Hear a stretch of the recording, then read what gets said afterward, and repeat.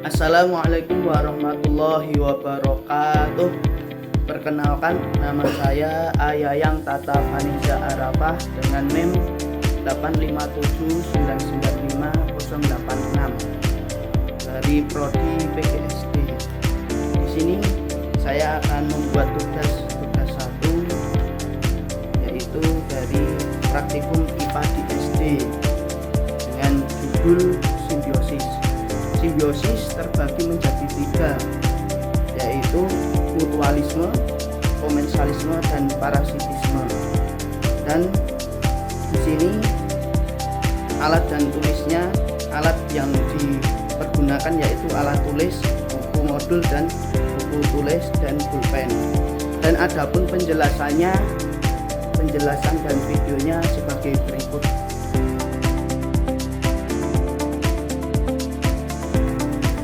Simbiosis adalah hubungan erat jangka panjang antara dua organisme berbeda spesies yang hidup bersama. Simbiosis dibagi menjadi tiga. Yang pertama, simbiosis mutualisme. Yang kedua, simbiosis komensalisme. Yang ketiga yaitu simbiosis parasitisme. Dan pengertian yang pertama, simbiosis mutualisme adalah kedua pihak yang saling mendapatkan keuntungan. Dan inilah contoh simbiosis mutualisme antara lebah dan bunga.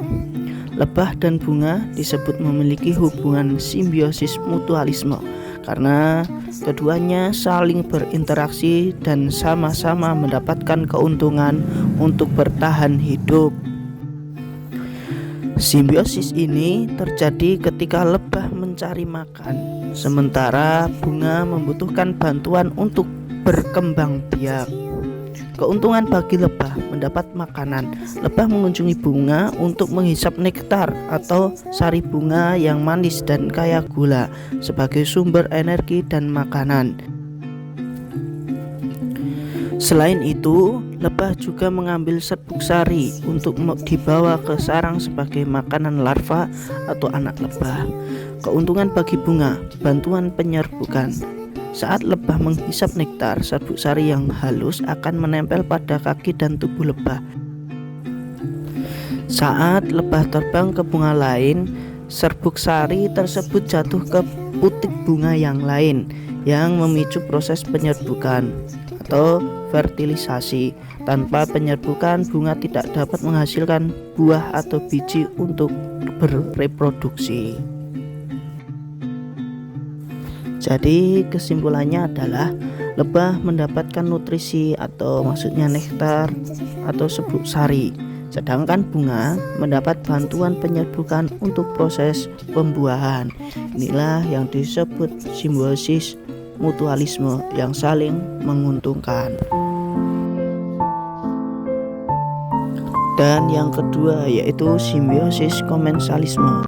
Simbiosis komensalisme adalah hubungan antara dua makhluk hidup di mana satu pihak diuntungkan sementara pihak lain tidak dirugikan maupun diuntungkan. Contohnya yaitu simbiosis komensalisme dari bunga anggrek yang hidup di pohon mangga. Di sini bisa kita lihat simbiosis komensalisme antara bunga anggrek dan pohon mangga. Bunga anggrek dan pohon mangga bisa disebut simbiosis komensalisme karena bunga anggrek menempel pada pohon mangga menjadikan hidupnya lebih tinggi untuk mendapatkan cahaya matahari tanpa mengambil nutrisi dari pohon tersebut.